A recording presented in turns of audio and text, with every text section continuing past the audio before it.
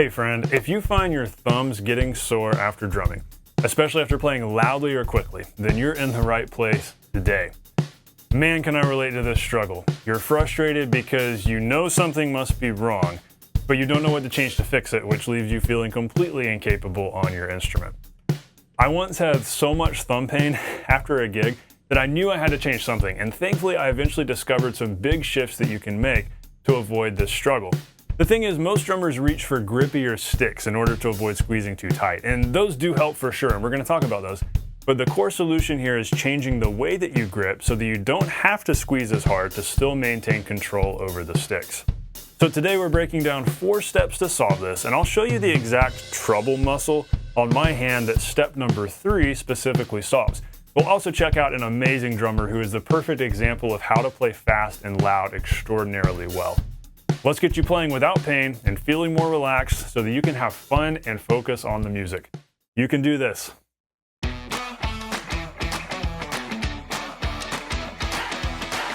Hey, welcome to The Non-Glamorous Drummer. I'm so glad you're hanging out today. I help self-taught beginner drummers know what to practice so that you can nail songs and be the drummer other people want to jam with.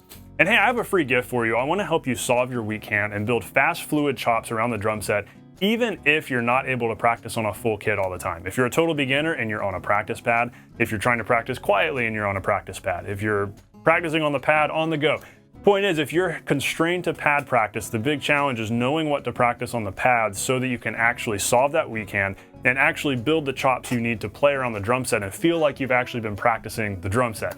And so that's what I've done for you in this free PDF guide that's below in the description. Go click the link there and you can download it for free. 3 daily pad exercises for fast, fluid hands. It's all boiled down into a 30-minute-a-day routine. Time tested. I lived in an apartment for years and I had to figure out how do I practice productively on my pad so that I can show up to the gig or the rehearsal and actually feel like I've been on the kit. And these are the exercises that help me do it. I think they'll help you do the same. So be sure to go grab that. It'll help you out a bunch. Let's dive into today's lesson. Our first 2 steps here will be the nice, simple, easy things that you can easily take action on with little or no effort. But like I told you in the introduction, step 3 is kind of the challenging one, but that's really the big, really helpful meat of the lesson one. And also step 4, and step 4 is the one that I personally am working on right now. So it's always fun when I'm teaching you something that's in progress for me and that's something I'm continuing to work on too. So this will be a lot of fun, but here we go. Step 1, use lotion or anything sticky, even soda, to just make your hands tackier. The soda trick, I think I heard that from a drummer who heard that from Questlove. Maybe that was a Questlove thing. Somebody can confirm or deny that in the comments. I think Questlove had a thing with putting soda on his hands. You could put a little bit of honey or maple syrup, just a tiny bit, doesn't take much, just a little bit of anything to make your hands sticky. That can go such a long way because obviously if your hands are stickier, then there's less having to grip. There's just more friction there.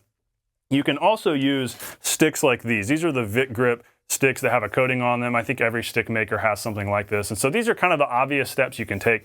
They can be really helpful, and this did help me a lot back in the day, and I still play at my church on Sunday mornings, but years ago I was doing this particular church gig that was super early, and in the winter I'd be showing up at 6:15 in the morning, it's 20 degrees outside, really dry, my hands are dry, and so I would have to load up on the lotion and just try to get my hands warmed up and do everything I could. And so this was some of what I learned in that whole process when I was dealing with a lot of that thumb pain and figuring out, okay, how can I at least set myself up for success here and make this a little bit easier? And so I strongly encourage you to try those 2 things. That's literally our steps 1 and 2 here of get your hands stickier, put some lotion on your hands. Don't wash them leading up to when you're going to practice or when you're going to play. I know it sounds gross, but it helps a bunch.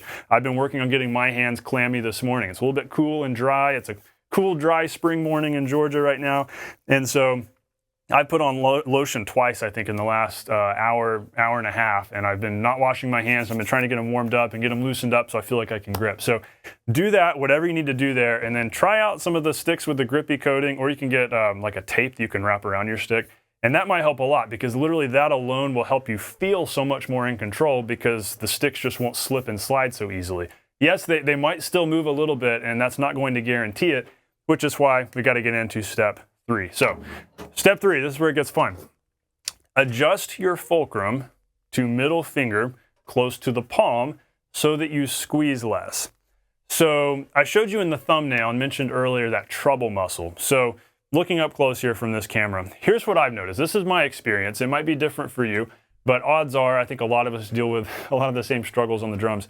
here's what I've noticed, that if I'm dealing with so-called thumb pain, that pain is actually happening right here. It's this muscle that's right next to this knuckle. Usually it's not down here, it's not actually on the thumb. I'm calling it thumb pain because I feel like it's a result of squeezing too tight, and it's really happening like right in here. So maybe what I want you to do, and you might not be able to reproduce this right now, but next time you experience this thumb pain, grip pain, whatever you want to call it, in this muscle between index and thumb, I want you to see if you can pinpoint where it's at. I would notice that after playing really, big and loud, and especially on a Sunday morning with maybe not enough stickiness on my hands, I would realize that was where I was hurting. That was always the most painful spot. And so as I was analyzing it, it occurred to me, this is where this gets interesting. This is not actually thumb related. This is index finger related. So here's what I want you to do. Press your thumb against the tip of your index finger, and you'll notice, this muscle gets really tight right here. So like you're flexing this particular muscle right here.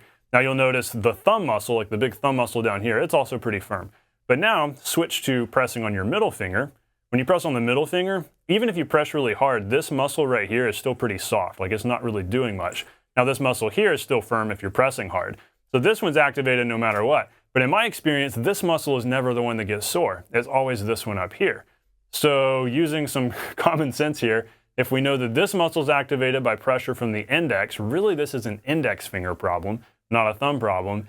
And if we were to eliminate the index finger from the equation, suddenly there's no pain here, because the only way to tense this muscle is to move the index this way. As we move it this way, this muscle is getting tighter. Versus if we press super hard right here with the thumb, and we just leave the index out here relaxed, this muscle is totally soft. So what if we switch to fully a middle finger fulcrum instead of using the index finger? Now in some ways this is easier said than done. This was a grip shift that I started working on making back when, I told you the story about that Sunday morning. I finished a worship set. This was, I don't know, this must have been like 2016 or 17, somewhere around there. And this was an issue I was dealing with every Sunday, especially in the winter. And so I was getting better about the lotion, about getting my sticks sticky and using sticks like this. And so that was helping. But I also knew, okay, something has to change here with my grip. That's the ultimate solution to this. Otherwise, you're going to continue kind of running into a wall, like putting Band-Aids on the issue. The lotion is a Band-Aid in a way. The grippy stick is a Band-Aid in a way. And so we got to get to the core issue, which is how we're gripping. And so that's when I started experimenting. Okay, I'm watching a lot of great drummers out there who are actually using a middle finger fulcrum. A lot of times the index finger is kind of hanging more loosely. That was something I started noticing just watching my favorite drummers. And so you can't go wrong with studying the greats and trying to emulate them. And so that was something I started working on. Now the trick here is that a lot of times as you're getting louder and faster, for instance, let's say we're going into something like,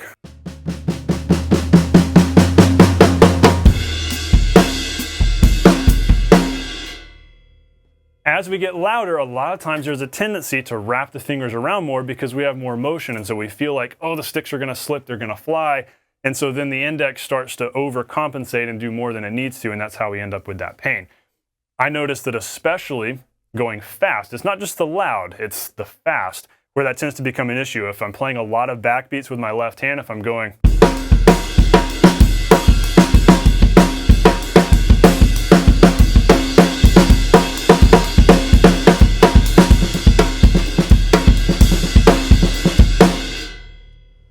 playing something big and loud like that, that's where I have to be careful. So we're going to get into step 4 in just a minute, but there's a drummer I want you to check out. I told you there's a really great drummer who I think is the best example. I guess I say best. There's definitely a lot out there. My favorite example of loud and fast playing done so well, and it's Chad Smith. If you haven't watched Chad Smith, go check him out. One of my favorite recent examples of his playing is one of his appearances on Drumeo, when they have the world famous drummer come in and play along to a song they've never heard. Those are always entertaining. I'm sure you've watched some of those if you've watched a lot of drum videos online. But there's the one of Chad Smith. I'm going to link the one in particular I'm talking about below in the description. And what you notice is that, he starts listening for a little bit, and then he just comes in and starts playing. It's this big, up-tempo 6/8 song, kind of.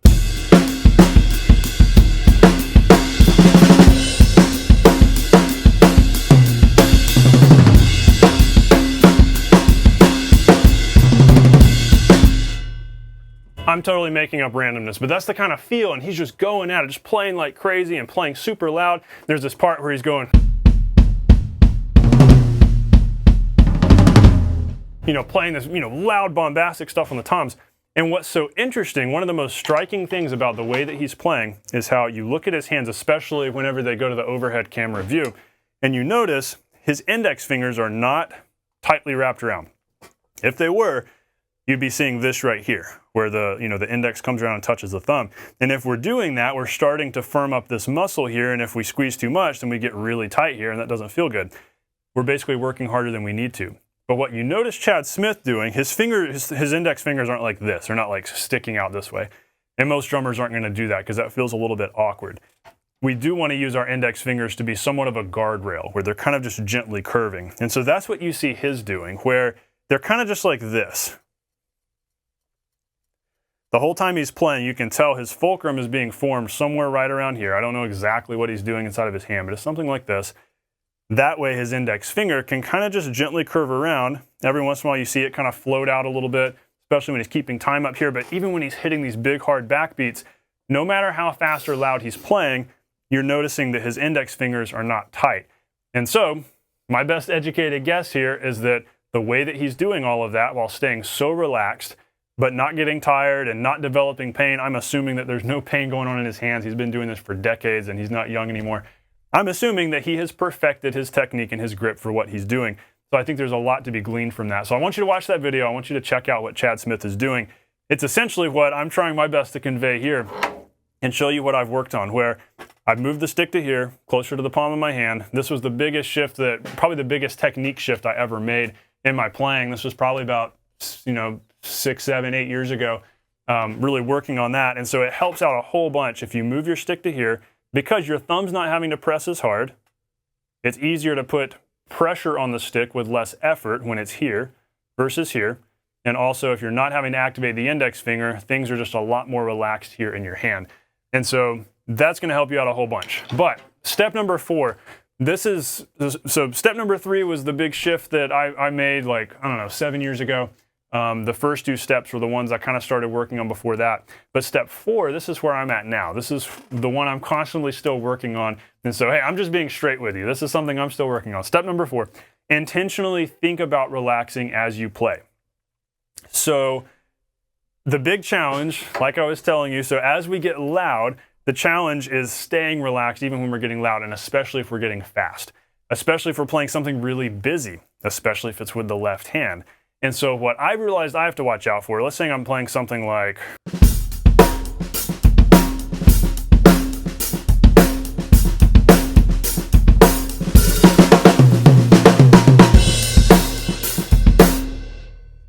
my challenge right now is purely a mental one. I know what my hand needs to do. I know how to grip the way I want to grip, and I've worked on this. But the challenge is making sure that even when I get fast, loud, and busy, I'm still keeping my fulcrum here and I'm not going and tightening up. Because a lot of times, I think every one of us is guilty of this at some point, where when we're playing a song, when we're playing in a live situation, we get to a big moment and it's like, okay, we're getting to that big fill.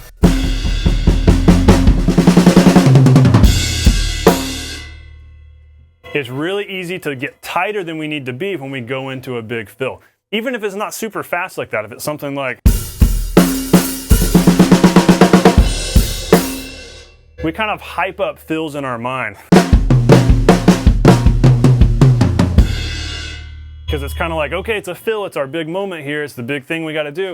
And so we very easily get tight. So what I'm constantly reminding myself while I'm playing, number 1, am I sitting up straight? I'm not hunching. Am I sitting up straight? Am I keeping my shoulders relaxed? Especially, let's say I'm playing,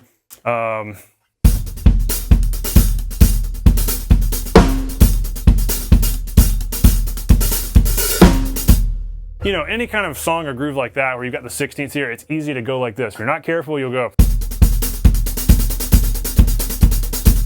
Before we know it, we're wrapping the index fingers around. Everything's tight, nothing's good. So as we're playing that, okay, let's be mindful.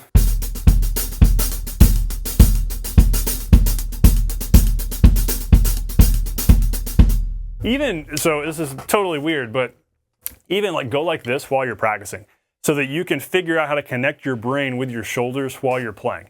So go like this, just so that you're like, okay, I have control over my shoulders. I know whether or not they're relaxed. And so the thing to practice here, let's say you're at this point. Let's say you've done the first two things. You've got the grippy sticks. You put on your lotion. Your hands are clammy. You've adjusted your fulcrum. You're like, Steven, I'm on board with this. I get it. I'm going to make sure I keep my index finger relaxed. The thing you got to work on now is playing singles. You can do this on a practice pad, but I recommend doing it on like hi-hats or rim shots on the snare, going like that, playing something loud, and watching both of your hands and asking yourself, what are my index fingers doing? How are my hands feeling? Am I sitting up straight? What are my shoulders doing?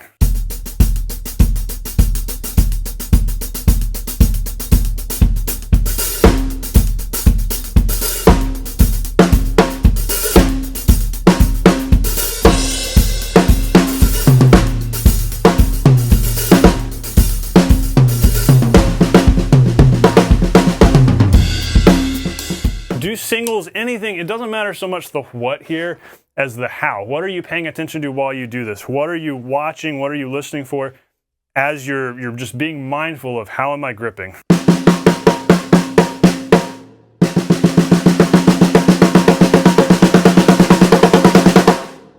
Pay attention to what naturally wants to happen. What does your hand naturally want to do if you sit here and you go, I know what mine naturally want to do. They want to go like this. The index fingers want to clamp around. They want to get tight. And if you do that for an extended period of time, you end up with all this tightness. You end up with the pain and the fatigue, which then causes more pain and fatigue, because the more fatigued you get, the harder you work. And the harder you work, the more pain you create, the more strain. You get the idea. It's a downward spiral. And so the more relaxed we can stay, the more relaxed we're able to stay. Does that make sense? So sit here and just play, singles wherever. It doesn't matter where. Just playing whatever, and ask yourself, what does my hand tend to do? How can I make it not do that? So if we know that, okay, once we get to a certain volume and a certain speed here, index wraps around. Let's see if we can figure out where that is.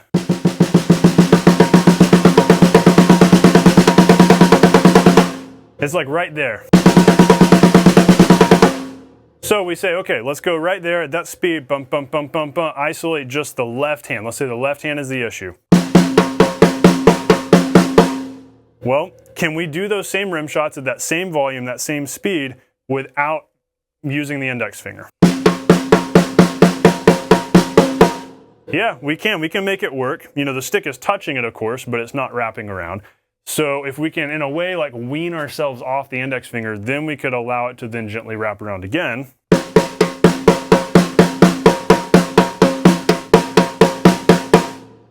So it's starting to wrap around, but it's not wrapping around tightly. So that's the thing to practice. That's the thing I've practiced. That's what I'm trying to be mindful of as I'm playing. And the more you do this in practicing, the easier it carries over into a playing situation, obviously. So that then, whatever you're playing on the gig is going to stay relaxed, because you've created that habit, that muscle memory, so to speak, of keeping the index finger from getting tight. But seriously, this step 4 is a big thing, because it becomes very much mental practice. You reach this point in your drumming where you've done the physical stuff, you've done the technical stuff, you've done all the work to get to a skill level where you can play what you want to play, and the rest is a mental game. It's all a mental game, knowing what to play and when to play it and how to play it and remembering how a song goes and listening and interacting with people. It's all mental. And then when we get into, fine-tuning our grip, fine-tuning our motion, that's all mental too, because we've built the strength, we've built the endurance, our hands know what to do, our feet know what to do. It's just a matter of smoothing it out and getting even more polished with it. And so that's why, depending on where you're at in your playing, if you're a more intermediate player, you might already be right here at step 4, where you're just having to be more mindful of this and practice just sitting here and going.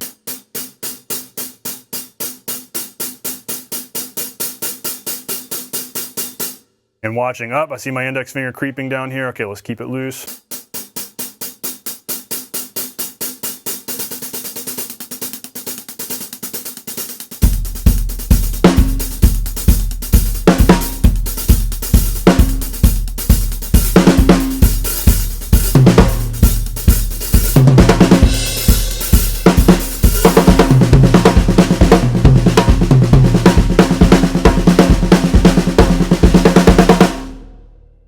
And just being mindful of it and watching that index finger and seeing what is it doing, where is it going.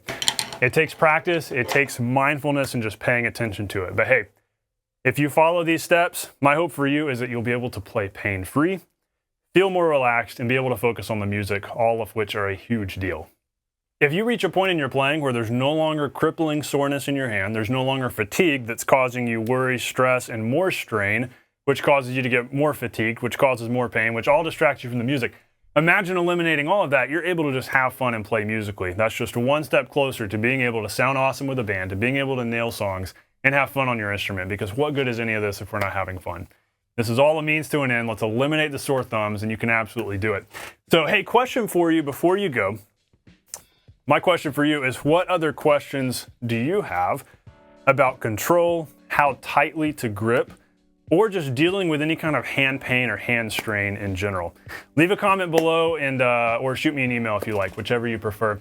I'm trying to get better about reading all of YouTube comments. I have a lot of students. I have a lot of customers and clients in my courses and in my membership, and I get a lot of emails, and so it's hard to keep up with the YouTube comments, but I'm trying to be a lot more intentional, I promise, and read all the comments. And even last week I ended up highlighting a few people's comments and copying and pasting those over to my board where I've got all of my lesson ideas. And so if you ask a question and you're like, hey Steven, I really need you to cover this, I need you to explain, okay, what exactly are you doing here, how do I deal with this, I am listening and I'm writing down what you're saying as I brainstorm future lessons. And so you're helping me out with better future content. So thank you for your input and for your participation and engagement here. I'm eager to see your comment there. Thanks for hanging out today. I hope this has been fun. I hope this has been valuable to you. As always, know that you can do this. No talent required. It's all about work ethic and curiosity. If you've got those two things, then that's pretty much the ingredients for what we might call talent, and you can absolutely do this. Doesn't matter how old you are or what stage of life you're in. You can learn the drums, and I'm honored to be your guide and your coach along the way. Stay non-glamorous. I'll see you on the next lesson.